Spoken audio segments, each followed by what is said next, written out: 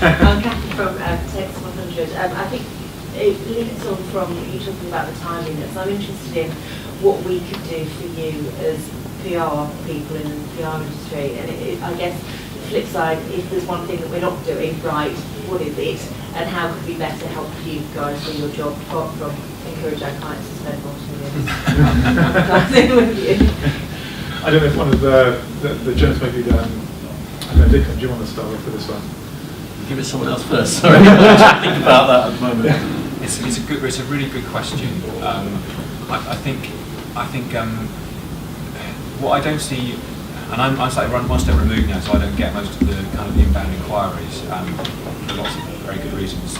But it's kind of understanding the creative opportunities that are inherent in this, and helping us produce different formats and help come up with ideas that work with that. I see a lot of suggestions of feature ideas, which is great up to a point, but I think we're dealing with in my organisation, the magazine is one aspect of what we do. There's a lot of different output aspects, and I see less beyond that, the feature idea thing. So to kind of think about the true breadth of possibilities and to help us, and also to maybe back to your point, we worked out we should be facetious, but to try to think about the business opportunities for it, because there's always this split in the old days between advertising and PR, and you'd often say, I don't get the advertising manager come around and go, why are you giving this guy a feature?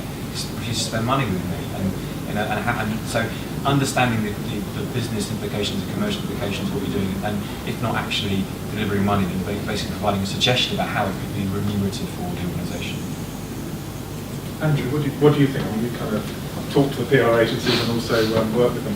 Yeah, I think it's a hard time for PR agencies generally. Actually, I think sort of bringing everything together, going back to that, how things have been for us over the past 5 years. I think for you as an industry, the past 5 years has seen a lot of change, and I think that one of the things has been this convergence in PR. I think it's one of the reasons why PR Week doesn't really quite know what it is anymore.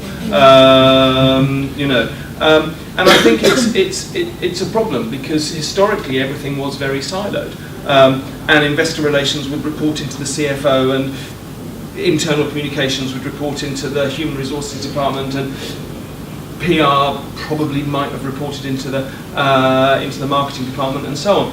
And I think what we've seen over the past 5 years is this convergence of the communications process, and I think that slightly left the PR industry a little bit unsteady and uncertain of itself.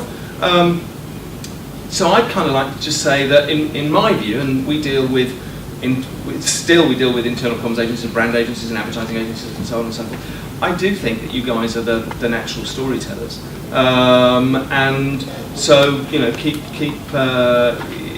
that in mind when you're talking to journalists. Don't just try and sell in a press release, but actually try and think about it from a storytelling perspective, and how, in exactly the same way as when you watch a program. Well, I don't need to patronise you by telling you how to tell stories, but just bear that in mind.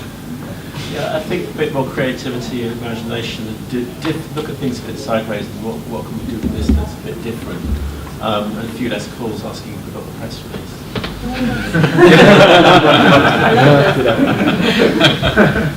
John, I don't know if you've got anything. But we do like really, really irrelevant press releases, because they do make us laugh from time to time. But we want the press releases first.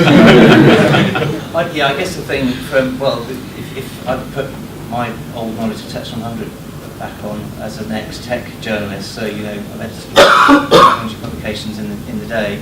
I've got a big network of people that are still writing in that space. If you take the Stuart Laughlin's or the Eric Doyles, they tweet furiously about how dissatisfied they are with PR, and it seems to sort of centre on two things really. There is that classic chasing the press release, but that I guess is inevitable. But it does seem that in a globalised economy that being dictated to when things can be released in the UK by a 22-year-old in Silicon Valley seems to be a bit weird. Maybe the PR agency should be a bit more vocal about what's going to service their local markets a bit better.